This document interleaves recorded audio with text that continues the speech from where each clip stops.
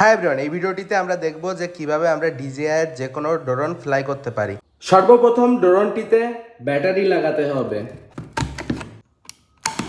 এরপর গিম্বেল কভারটি খুলতে হবে। এরপর ড্রোনটিকে পাওয়ার অন করতে হবে। এর জন্য সিঙ্গেল প্রেস এবং তারপর লং প্রেস। এরপর রিমোট কন্ট্রোলারটি পাওয়ার অন করতে হবে। সিঙ্গেল প্রেস এবং তারপর লং প্রেস, এবং অফ করার পদ্ধতিও সেম। এবং দেখতে হবে রিমোটের সাথে ড্রোনটি কানেক্ট হয়েছে কিনা।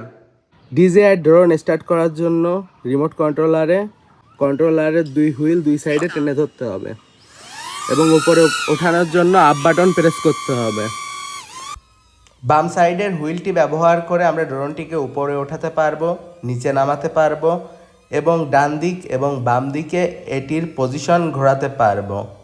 আর বাম সাইডের হুইল দিয়ে আমরা এটিকে ডান দিক বাম দিকে মুভ করাতে পারবো এবং ফরওয়ার্ড এবং ব্যাকওয়ার্ড অর্থাৎ সামনে এবং পিছনে মুভ করাতে পারবো, এবং এর পাশাপাশি ডানে বামেও মুভ করানো যাবে।